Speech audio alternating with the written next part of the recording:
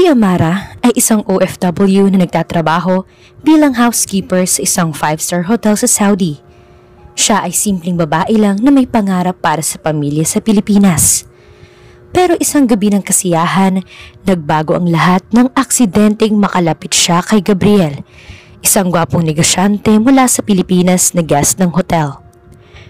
Isang gabing puno ng damdamin ang nagbunga ng malaking lihim, ang pagbubuntis ni Amara. Akala niya itatago niya ito habang buhay. Ngunit isang araw, pag-uwi niya sa Pilipinas, laking gulat niya nang hanapin siya ni Gabriel. Kamusta mga kaibigan? Isang story muli ang nais kong ibahagi sa inyo na siguradong magbibigay inspirasyon at kilig sa bawat isa. Pero bago tayo magpatuloy, kung bago ka pa lamang sa aking channel ay pakilike po ng ating video. Paklik din ang subscribe button, gayon din ang bell icon para lagi kayong updated sa mga parating ko pang uploads. Mainit na singaw ng kape ang unang bumungad kay Amara habang nakaupo siya sa maliit na kainan malapit sa hotel kung saan siya nagtatrabaho bilang housekeeper. 6:00 pa lang ng umaga pero gising na siya. Dala ng pangarap para sa pamilya niya sa Pilipinas. Anak, mag-iingat ka lagi dyan ha. Huwag mong pababayaan ang sarili mo. Malinaw pa rin sa isip niya ang huling bilin ng kanyang ina bago siya umalis ng bansa. Halos lahat ng kinikita niya ay ipinapadala sa kanila para sa pagpapaaral ng kapatid at panggamot sa may sakit nilang ama. Pagdating sa hotel, mabilis niyang isunuot ang uniforme. Sanay na siya sa paulit-ulit na gawain. Maglinis ng kwarto, mag-ayos ng kama at gumiti sa bawat guest. Kahit minsan masakit na ang paa sa maghapong trabaho. Ngunit noong araw na yun, may kakaiba siyang naramdaman. Habang nag-aayos siya ng higaan sa isang executive suite, biglang bumukas ang pinto. Muntik siyang mapasigaw nang bumungod ang isang matangkad na lalaki. Nakasuot ng mamahaling suit at may dalang maleta. Excuse me, I didn't know someone's here. Malalim at may otoridad ang boses nito. Agad naman siyang yumuko. Sir, pasensya na po. Housekeeping. Tatapusin ko na lang po ito. Ngunit hindi makapagsalita si Amara nang magtama ang kanilang mga mata. Maputi, matikas at may presensyang parang galing sa ibang mundo ang lalaki. Para bang siya'y isang karakter mula sa pelikula. Ngumiti ito ng bahagya. It's fine. Take your time. Kinilabutan ng dalaga hindi dahil sa takot, kundi sa kakaibang init na dulot ng simpleng titig ng estranghero. Paglabas niya ng kwarto, narinig niyang bulong ng kasamahan niyang si Cora. Alam mo ba kung sino yun? Si Gabriel Alcaraz. Isa sa pinakabatang bilyonaryo sa Pilipinas. Narito siya para sa business meetings. Para bang biglang bumilis ang tibok ng puso ni Amara. Hindi niya akalaing makikita niya nang malapitan ng isang lalaking madalas tang niyang nababasa sa mga magazine at balita. Ngunit itinaboy niya agad ang kilig. Isa lang siyang kasambahay. Isa siyang OFW na ang misyon ay magtrabaho, hindi mangarap.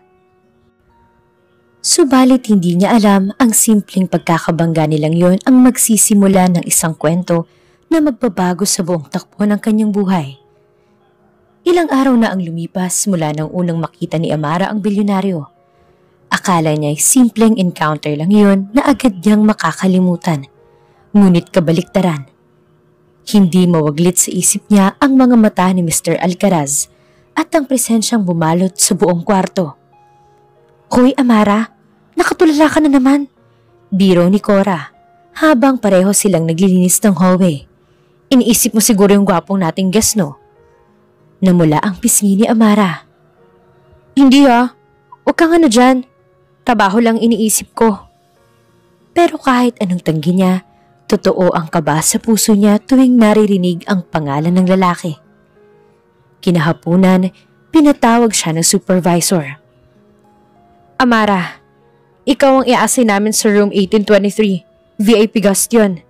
Kaya siguraduhin mong malinis at maayos ang lahat. Agad siyang kinabahan. Room 1823. Iyon ang suite ni Gabriel. Pagbukas niya ng pinto, Nagulat siya nang makita si Gabriel na nakaupo sa sofa, hawak ang laptop. Tinanggal nito ang salamin at tumingin sa kanya. Ikaw na naman. Kinakabahang ngumiti si Amara. Pasensya na po sir. Ako pong naka-assign sa room ninyo. Tumangulang si Gabriel at muling bumalik sa ginagawa. Tahimik niyang inayos ang kama at mga gamit. Pero naramdaman niya ang panakanakang sulyap ng lalaki. Para bang pinagmamasdan siya nito ng palihim. Bigla namang nagsalita ang binata. Matagal ka na bang nagtatrabaho rito? Nanlaki ang mga mata ni Amara. Hindi niya akalaing kakausapin siya nito. 2 years na po sir. Family mo, nasa Pilipinas? Opo. Ako lang OFW sa amin. Pinapaaral kong mga kapatid ko. Sagot niya habang patuloy sa pagliligpit. Tahimik sandali si Gabriel bago muling nagsalita. Matapang ka. Hindi madaling iwan ng pamilya para magtrabaho sa abroad. Parang may mainit na dumaloy sa puso ni Amara. Hindi lang pala ito bilyonaryo. Marunong din palang makinig at umunawa. Nang matapos siya, magalang siyang yumuko. Mauuna na po ako sir. Good evening po. Ngunit bago siya tuluyang makalabas, narinig niya ang tinig ni Gabriel. Amara, right? Napatigil siya at tumango. Ngumiti ito. Thank you. Simple lang iyon. Pero para kay Amara, parang buong mundo ang bumigat at gumaan ng sabay. Hindi niya alam kung bakit. Pero ramdam niyang nagsisimula na ang isang bagay na hindi niya kayang pigilan. At sa gabing yun, sa unang pagkakataon mula nang maging OFW siya, nakatulog si Amara na may ngiti sa kanyang labi. Hindi dahil sa sahod, kundi dahil sa alaala ng isang bilyonaryong nagpapasalamat sa kanya. Matahimik na gabi sa hotel. Karamihan sa mga guest ay nasa grand ballroom para sa isang exclusive business party. Isa si Amara sa mga staff na pinadala roon para mag-assist kahit hindi siya sanay sa ganong klase ng okasyon. Habang nag-aayos siya ng wine glasses sa gilid, napansin niyang papasok si Gabriel Alcaraz. Naka-black tuxedo ito. Litaw ang karisma at autoridad sa bawat hakbang. Hindi lang ang mga babae ang napapatingin, kundi pati ang mga lalaki ay tila humahanga. Amara, huwag kang tititig, baka mahalata. Bulong ni Cora na kasama niyang naka-duty.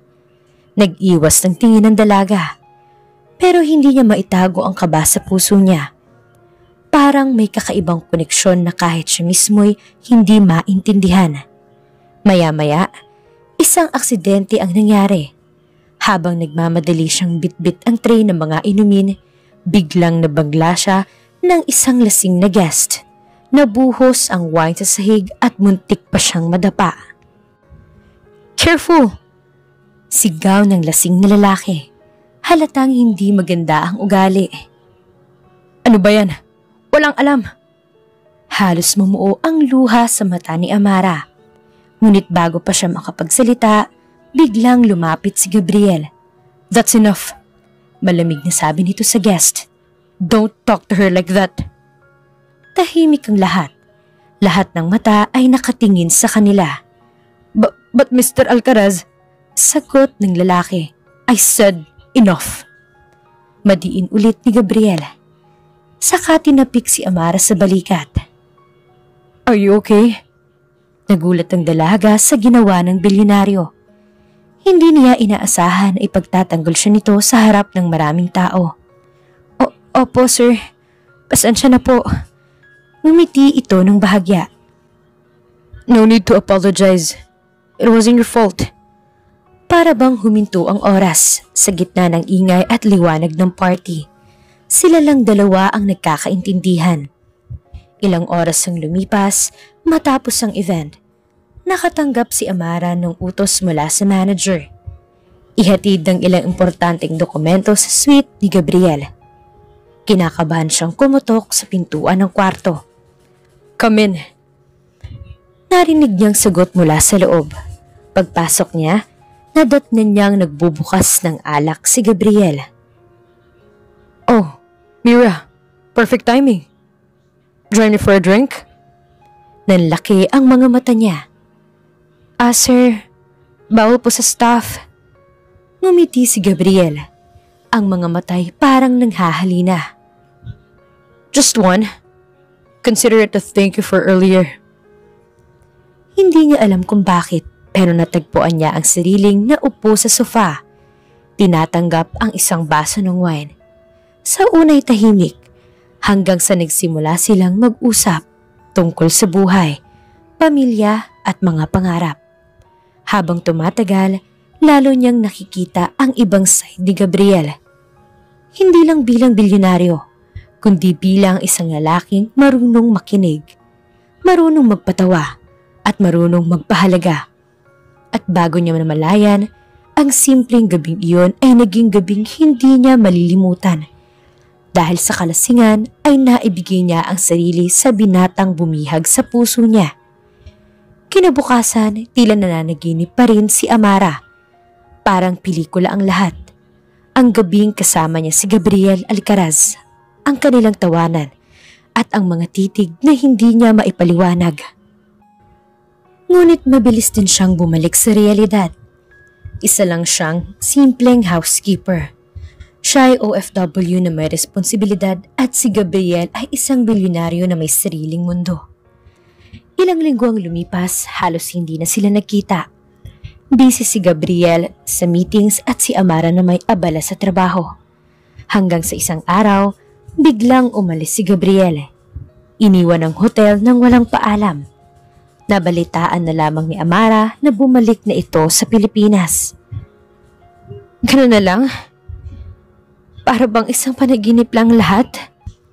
Bulong niya sa sarili habang nakatingin sa bintana ng staff quarters. Ngunit ilang linggo pa lang ang nakakalipas, nagsimulang magbago ang kanyang katawan. Madaling mapagod, laging nahihilo at may mga umagang nasusuka siya. Kinakabahan siya, kaya nagpatingin sa isang klinika sa Saudi. Congratulations, Miss Amara. Sabi ng doktor sabay abot ng ultrasound result. You're pregnant. Nanlaki ang mga mata niya. I'm pregnant? Parang gumuho ang mundo niya. Hindi niya alam kung iiyak ba siya o matutuwa. Ang iniisip niya lang ay ang pamilya sa Pilipinas. Paano niya ipapaliwanag ito? Paano kung malaman nila? At higit sa lahat, paano kung malaman ni Gabriel? Ngunit mabilis niyang tinuldukan ang pag-iisip. Hindi siya umaasang tatanggapin siya ng isang bilyonaryo. Hindi siya kabilang sa mundo nito. Ilang buwan pa ang lumipas. Tinapos niya ang kontrata at umuwi sa Pilipinas. Dala ang pinakamahalagang yaman ng kanyang buhay. Ang sanggol na unti-unting lumalaki sa kanyang sinapupunan.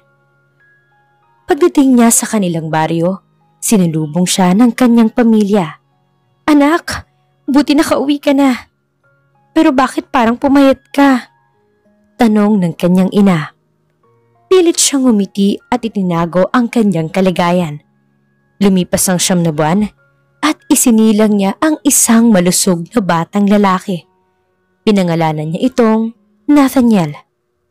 Sa bawat ngiti at iyak ng anak, nakikita niya ang mga mata at mukha ng lalaking minahal niya kahit isang gabi lang silang nagkasama. Anak, ikaw ng buhay ko ngayon. Bulong ni Amara habang yakap ang sanggol. Akala niya'y matatago niya ang lihim habang buhay. Akala niya'y kaya niyang itago nang wala ng halaga si Gabriel sa buhay niya. Ngunit 4 na taon matapos isilang si Nathaniel, isang araw may dumating na sasakyan sa kanilang baryo. Isang itim na kotse na halatang pag-aari ng mayaman. Bumaba ang isang lalaking matikas, nakasuot ng suit at may mga matang tila naghahanap ng kasagutan. Amara. Tinig na matagal na niyang hindi naririnig. Lumingon siya at muntik mabitawan ang laruan ni Nathaniel. Si Gabriel Alcaraz, ang lalaking iniwasan niyang makaharap muli. Narito sa harap ng kanilang bahay at dala nito ang tanong na matagal na niyang kinatatakutan. Halos hindi makagalaw si Amara nang makita si Gabriel sa harap ng kanilang bahay. Ang lalaking iniiwasan niyang isipin ng 4 na taon ay narito ngayon at kitang-kita niya ang matinding emosyon sa mga mata nito. Halong galit, pagtataka at pagka-excite. Amara. Muling tawag ni Gabriel. Mas malamig ngayon ang boses. Matagal kitang hinanap at hindi ko inaasahang dito kita matatagpuan. Kinabahan ng dalaga. Agad niyang niyakap si Nathaniel at nagtatakbo palabas ng bahay. Mama? Sino po siya? Inosenteng tanong ng bata. Napalunok si Amara. Isang bisita lang anak. Pumasok ka muna sa loob ha. Ngunit bago pa makapasok si Nathaniel, napatingin si Gabriel sa kanya at parang natigil ang oras. Parehong mga mata. Parehong ngiti. Parehong anyo. Hindi maikakila. Ang bata ay kamukhang kamukha ni Gabriel. Diyos ko, bulong nito. Halos hindi makapaniwala. Amara, siya ba? Nanginginig ang boses ng dalaga. Gabriel, please, huwag dito. Huwag ngayon. Ngunit hindi nakapagtimpi ang lalaki. Bakit hindi mo sinabi sa akin? Bakit mo tinago? Lumakas ang kabog ng puso ni Amara. Hindi niya alam kung paano sasagutin. Ang totoo, ilang ulit siyang muntik ng sumulat, muntik ng mag-email, ngunit pinipigilan siya ng takot. Dahil hindi ko alam kung tatanggapin mo. Umiiyak niyang tugon. Isa lang akong OFW, Gabriel. Isa lang akong kasambahay sa otel na pinuntahan mo. At ikaw ay isang Alcaraz. Paano kita hahanapin dalang ganitong sitwasyon? Sandaling natahimik si Gabriel. Ngunit mahigpit ang tingin niya kay Nathaniel na nakasilip sa likod ng kortina. Anak ko siya, Amara. Kahit anong sabihin mo, nakikita ko. At wala kang karapatang itago siya sa akin. Naiyak naman ang dalaga. Hindi ko siya tinago para ipagkait sa'yo. Iningatan ko siya dahil takot akong mawalan. Takot akong mawalan ng anak at takot din akong mawalan ng puso. Lumingon si Gabriel at lumapit sa kanya. Sa unang pagkakataon, nakita ni Amara ang kahinaan ng isang bilyonaryo. Hindi galit, kundi sakit ang nakikita niya sa mga mata nito. Kung sinabi mo lang noon, hindi sana ako nangungulila ng ganito. Bulong ni Gabriel. Amara, 4 na taon kong hinanap ang sagot na to. At ngayon, hindi ko nahahayaang walang kilalaning ama si Nathaniel. Parang gumuho ang mundo ni Amara. Ang lahat ng iniiwasan niyang mangyari ay nangyayari na ngayon. Ang lihim na pinanghahawakan niya ng matagal ay unti-unti nang nabubunyag. Hindi mapakali si Amara buong gabi matapos ang biglaang pagdating ni Gabriel. Paulit-ulit na bumabalik sa isip niya ang mga salitang binitawan nito. Hindi ko nahahayaang walang kikilalaning ama si Nathaniel. Kinabukasan, muling bumalik si Gabriel. Hindi ito nag-aksaya ng oras. Nakasuot ng simpleng polo at jeans pero halata pa rin ang karisma at tikas ng isang milyonaryo. Lumapit ito kay Amara nagwawalis sa bakuran. Pwede ba tayong mag-usap? Nang tayo lang. Mahinahon nitong sabi. Saglit siyang natigilan pero tumango rin. Pinaupo niya si Gabriel sa maliit na upuang kahoy sa ilalim ng mangga. Tahimik silang dalawa. Tanging huni ng mga ibon ang maririnig. Gabriel, mahina niyang simula. Pasensya ka na kung hindi ko agad nasabi sa'yo. Natakot kasi ako. Huminga ng malalim ang binata. Naiintindihan kong takot mo. Pero sana nagtiwala ka. Hindi kita hahayaang mag-isa. Kung alam ko lang noon, kasama ka na sana sa lahat ng plano ko. Napayuko si Amara. Hindi ganun kadali. Mayaman ka. May pangalan ka. Ako? Isa lang akong kasambahay. Ano na lang sasabihin ng pamilya mo? Ng mga tao? Tumitig si Gabriel sa kanya. Seryoso ang mga mata nito. Hindi ko iniisip ang sasabihin ng iba. Ang iniisip ko, kayo ni Nathaniel. Anak ko siya, Amara. At ikaw? Sandaling tumigil si Gabriel. Parang nag-aalangan. Ikaw ang babaeng hindi ko malimutan kahit isang gabi lang tayong nagkasama. Parang may nagwala sa puso ni Amara. Pinigil niyang umiyak, pero dama niyang nanginginig ang kamay. Hindi niya akalaing ganito pa rin ang epekto ni Gabriel sa kanya kahit ilang taon na ang lumipas. Gabriel, hindi ako sigurado kung kaya kong harapin lahat ng ito. Halos pabulong niyang tugon. Pero isang bagay ang alam ko. Hindi ko ipagpapalit si Nathaniel. Ngumiti naman si Gabriel. Bakas ang determinasyon. At hindi ko rin kayo ipagpapalit. Kung kailangan kong patunayan na kaya kong maging ama sa kanya at lalaki sa iyo, gagawin ko. Bago pa makasagot si Amara, lumabas si Nathaniel mula sa loob ng bahay. May hawak na laruan. Mama, sino siya? Bakit palagi siyang nandito? Inosente nitong tanong. Napangiti si Gabriel at lumuhod sa harap ng bata. Hello, Nathaniel. Ako si Gabriel. At gusto kong maging kaibigan mo. Tiningnan ni Nathaniel ang ina. Naghihintay ng sagot. Pinilit ni Amara ang isang ngiti at tumango. Oo anak, mabait siya. Ngumiti din ang bata at iniabot ang laruan sa binata. Gusto mo maglaro tayo? At sa unang pagkakataon, nakita ni Amara kung paano magningning ang mga mata ni Gabriel. Hindi bilang bilyonaryo, kundi bilang isang ama. At doon niya naramdaman ang bagay na kinatatakutan niyang maramdamang muli. Ang unti-unting pagbabalik ng damdamin para sa lalaking minsang iniwasan niya. Sa mga sumunod na araw, hindi na nawala si Gabriel sa paligid ni Amara at Nathaniel. Laging dumadaan sa bahay. Minsan ay may mga dalang pagkain. Minsan ay laruan para kay Nathaniel. Hindi mo itago ni Amara ang kaba at halo-halong emosyon sa bawat pagbisita nito.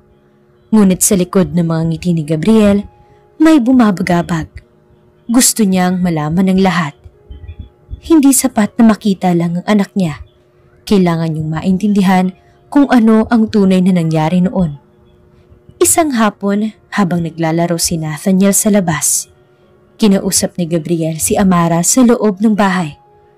Amara, kailangan kong marinig ang buong kwento. Seryoso nitong sabi. Kailan mo nalaman na buntis ka? Bakit hindi mo sinubukan man lang na sabihin sa akin? Napayuko si Amara.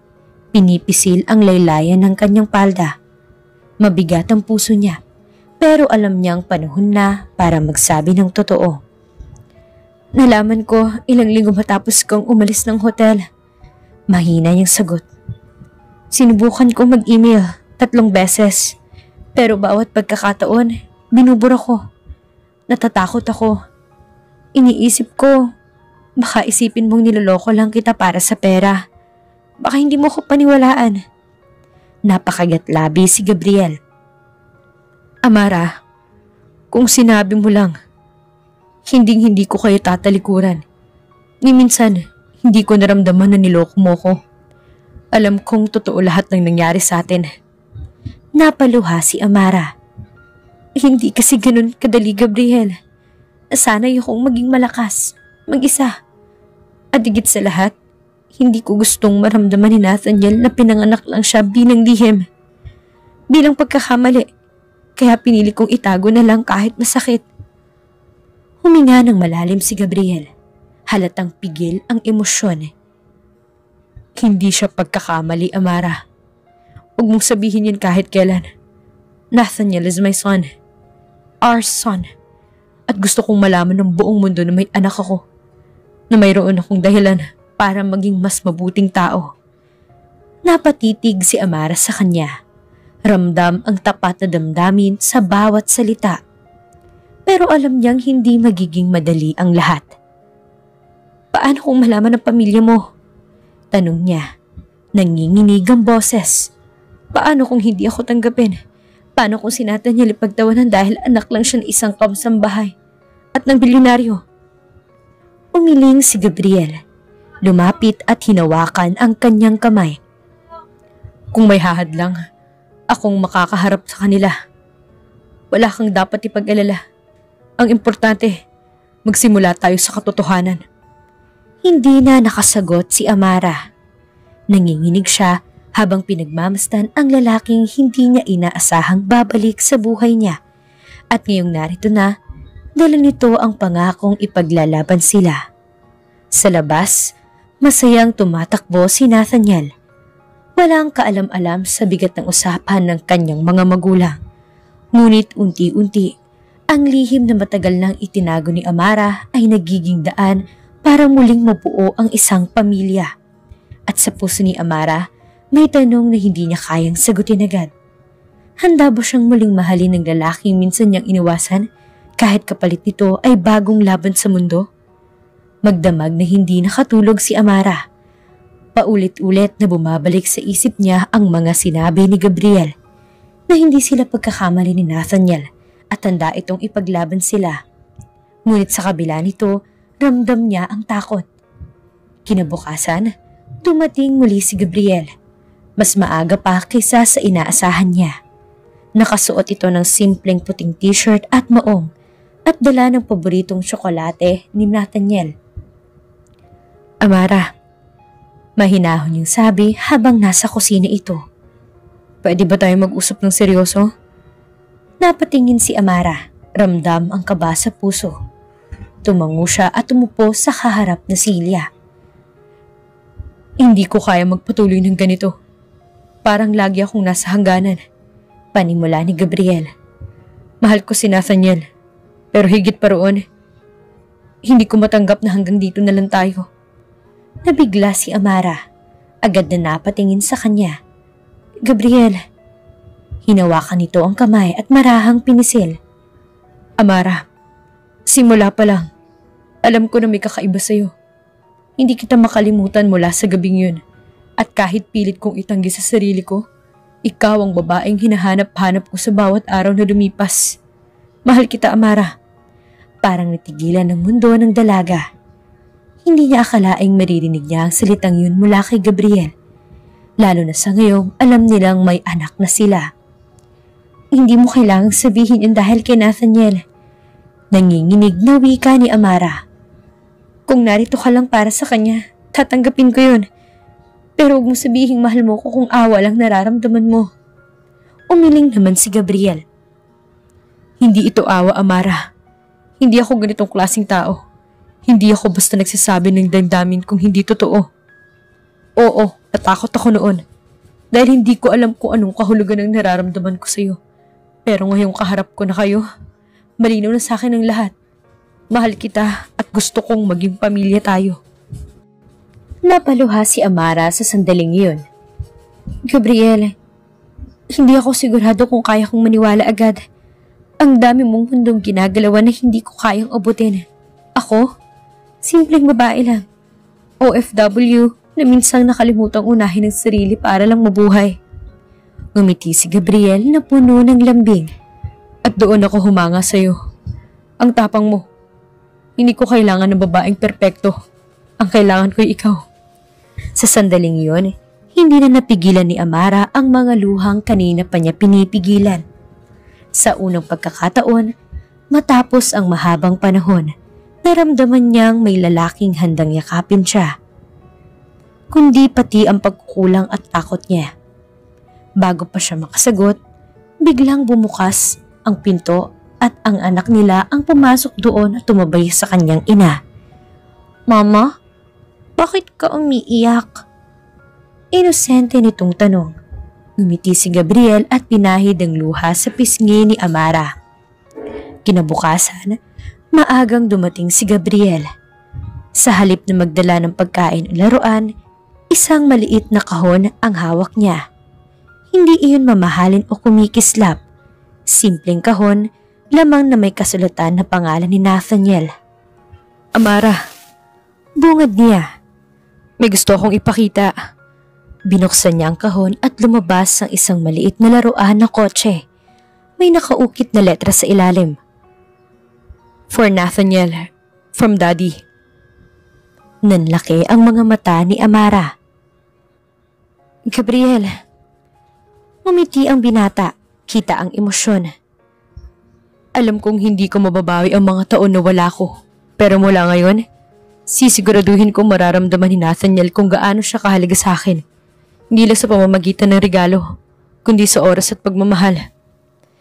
Lumapit si Nathaniel na may hawak na bola. Mama, kanino po yan? Umupo si Gabriel sa tabi ng bata at iniabot ang laruan. Para sa'yo anak, mula sa daddy mo. Napakunot ang noo ng bata. Daddy? Tumingin ito sa ina, para bang naghahanap ng sagot. Hindi na nakapagsalita si Amara agad. Ramdam niya ang paninindigan ni Gabriel. Oo anak, mahinahong sagot ni Gabriel. Akong daddy mo, at mula ngayon, palagi na akong nandito. Tahimik si Nathaniel ng ilang segundo bago ngumiti at niyakap si Gabriel. Yehey, may daddy na ako! Masaya nitong sigaw. Napaiyak naman si Amara sa gilid. Pinagmamasdan ang tagpong hindi niya akalaing mangyayari. Noon pa man, pinangarap niyang maramdaman ng kanyang anak ang pagkakaroon ng ama. At ngayong kaharap niya ang eksenang iyon, hindi niya alam kung paano mapipigilan ng damdamin. Matapos ang paglalaro, kinausap muli ni Gabriel ang dalaga. Amara, alam kong hindi ka agad magtitiwala sa akin. Pero gusto kong malaman mo na seryoso ko. Hindi lang bilang ama kay Nathaniel, kundi bilang lalaki sa tabi mo. Kung handa kang bigyan ako ng pagkakataon, ipapakita ko sa iyo araw-araw na karapat-dapat ako.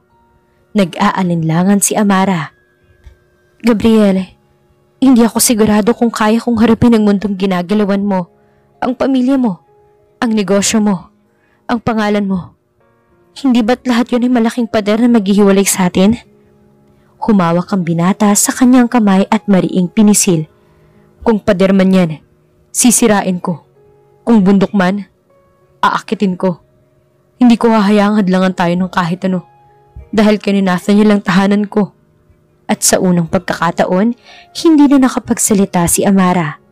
Ang puso niya, bagaman puno pa rin ng takot, ay unti-unti nang bumibigay sa paninindigang ipinapakita ni Gabriel. 2 linggo na ang lumipas mula nang ipahayag ni Gabriel ang paninindigan niya. Araw-araw ay dumadalaw siya sa mag-ina. Minsan ay nagdadala ng pagkain, minsan naman ay simpleng dumadaan lang para makalaro ang bata. Unti-unting nagiging normal na ang presensya niya sa maliit na baryo. Ngunit isang umaga, isang itim na SUV ang huminto sa tapat ng bahay ni Amara. Bumaba ang 2 babaeng elegante. Nakasuot ng designer clothes at may kasamang driver. Kilala agad ni Amara ang isa. Si Celestina, ang pinsan ni Gabriel na kilalang malapit sa pamilya nito. Amara Imperial? Malamig na tanong ni Celestina. Ako si Celestina Suarez, pinsan ni Gabriel. Halos malaglag ang hawak na walis ni Amara sa kaba. Magandang umaga po. Pumasok naman si Gabriel mula sa loob ng bahay at agad na lumapit. Celestina, anong ginagawa mo rito? Matigas ang tingin ng babae. Ikaw ang dapat kong tanungin. Anong ginagawa mo rito, Gabriel? At bakit mo tinatago sa pamilya ang... Tumingin ito kay Nathaniel na naglalaro sa gilid. Ang batang yan. Nabigla naman ang bata at lumapit kay Amara.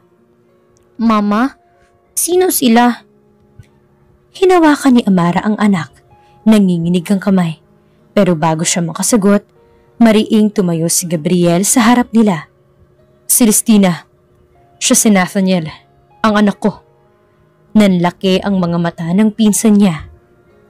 Anak mo? Gabriel, alam mo ba kung anong magiging epekto nito sa pangalan ng pamilya? Sa negosyo ninyo? Umibig ka sa isang kabahay tapos... Enough! Putol ni Gabriel. Halos sumigaw na. Hindi ko kailangan ng pahintulot ng kahit sino para mahalin ang anak ko o si Amara. Napasinghap naman ang dalaga. Ramdam ang bigat ng bawat salita. Hindi pa man niya sinasabi, alam niyang ito ang kinatatakutan niya, ang pagtutol ng mundo. Nag-iisip ka ba, Gabriel? Mariing tugon ni Celestina. Kung pipilit mo to, siguradong magkakagulo. Hindi lang pangalan mo masisira, kundi pati negosyo ng pamilya. Iniisip mo ba talagang magiging kapalit? Tumingin si Gabriel kay Amara, pagkatapos ay sa anak nilang si Nathaniel. Oo, at kung kapalit ng lahat ng yun ay sila, handa kong mawala ang lahat. Dahil silang totoong kayamanan ko. Natahimik naman ang babae. Bakas ang pagkabigla. Ngunit bago ito umalis, nagbitiw ng malamig na banta. Hindi matatapos dito to, Gabriel. Asahan mong lalaban ng pamilya. Naiwan si Amara na nanginginig. Hawak si Nathaniel. Gabriel, nakikita mo na? Itong sinasabi ko. Hindi magiging madali. Lumapit ang binata at niyakap silang mag-ina. Alam ko. Pero tatandaan mo to, Amara. Hindi kita iiwan. Kahit kanino pa tayo lumaban. At sa puso ni Amara, bagamat takot pa rin, naramdaman niyang unti-unti nang lumalakas ang kanyang loob dahil may kasama siyang binatang handang ipaglaban siya at ang kanilang anak laban sa mundo.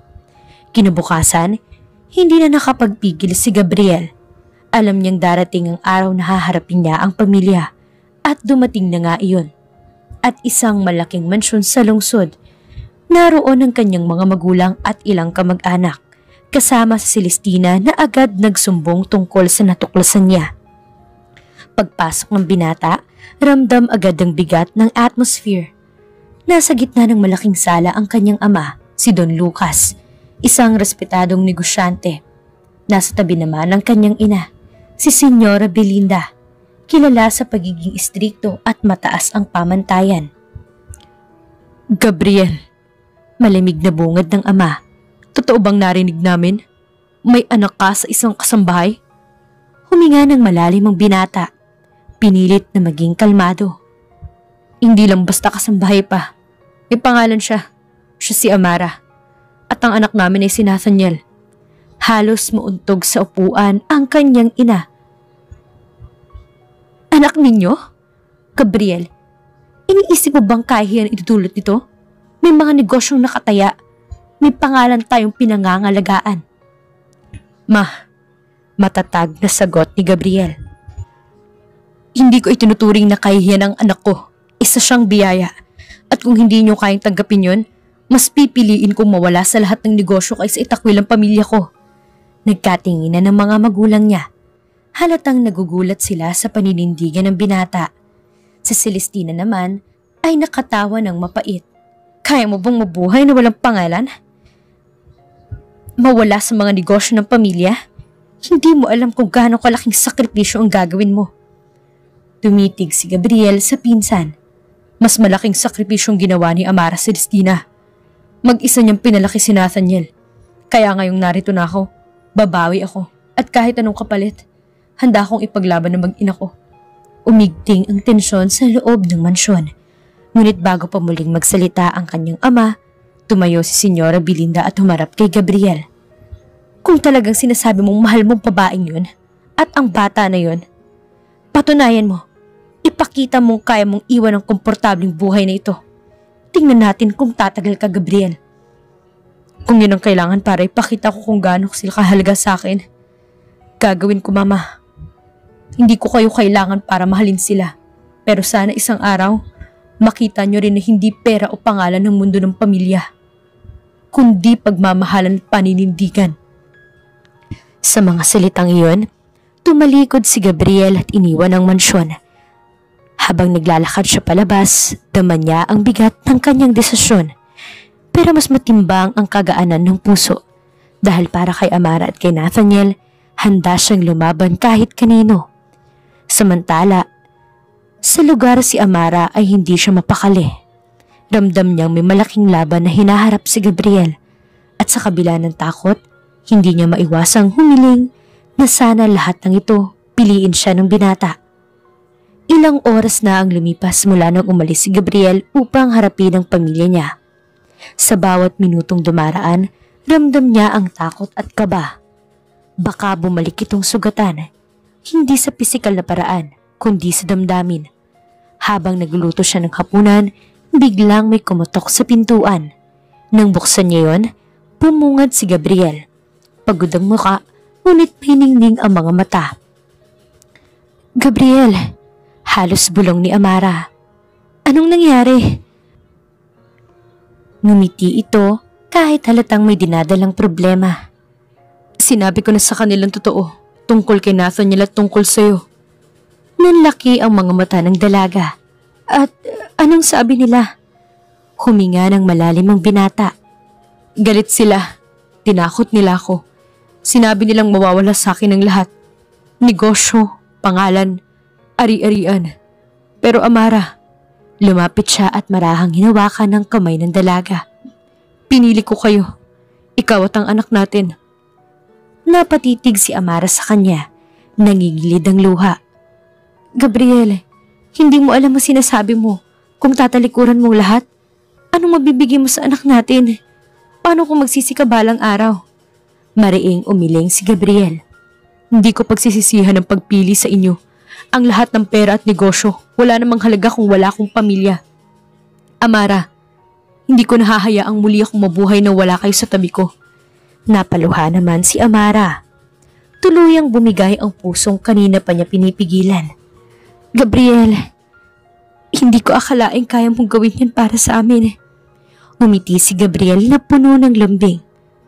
"Para sa inyo, kaya kong gawin ang lahat." Bigla naman sumulpot si Nathaniel mula sa loob. Hawak ang kanyang laruan. "Mama! Daddy!" Masaya nitong tawag.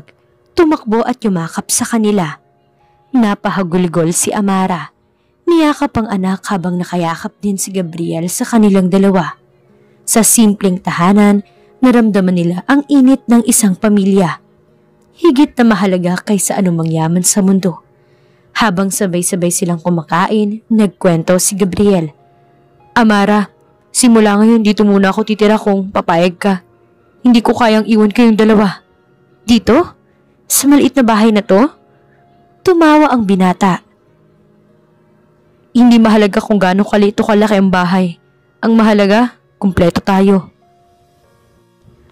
At sa unang pagkakataon, nakita ni Amara ang isang bilyonaryo na walang takot isakripisyo ang lahat. Hindi dahil sa utang na loob, kundi dahil sa pag-ibig. Sa gabing yon, habang nakahiga na si Nathaniel, magkatabing nakaupo sina Amara at Gabriel sa labas ng bahay. Tahimik silang nakatingin sa mga bituin at doon naramdaman ni Amara na unti-unti na siyang bumibigay sa pagmamahal na muling bumabalik. Lumipas ang ilang araw na tila payapa. Unti-unti nasasanay si Amara sa presensya ni Gabriel sa kanilang bahay. Ang anak naman nila ay masayang masaya, laging nakadikit sa kanyang ama. Sa bawat tawanan, parang nabubuo ang isang pangarap na matagal nang pinigilan ni Amara. Ngunit isang gabi, habang kumakain sila ng hapunan, may kumatok ng malakas sa pinto. Nang buksan ni Gabriel, bumungad ang dalawang lalaking nakaitim na suit. Kilala agad ni Gabriel ang isa, si Mang Matias.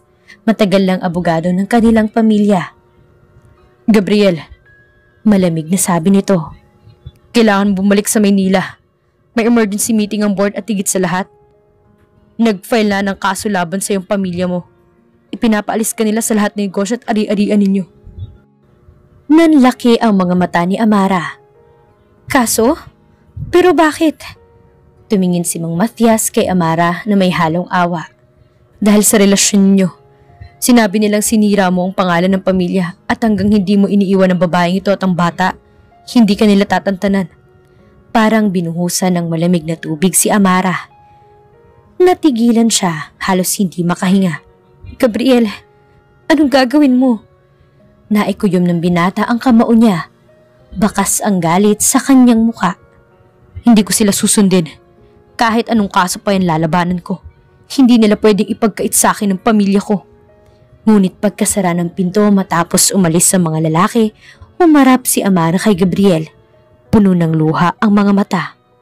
"Gabriel, Hindi mo ba nakikita? Hindi lang ikaw ang pinahihirapan nila. Pati ako. Pati si Nathaniel. Paano kung madamay ang anak natin? Paano kung mawalan siya ng normal na buhay dahil sa laban na to? Hinawakan ni Gabriel ang kanyang kamay. Amara, huwag kang matakot. Hindi ko hahayaang saktan nila kayo. Kung kailangan, iiwan ko na talaga lahat. Wala akong pakialam. Umiling si Amara. Halos pabulong.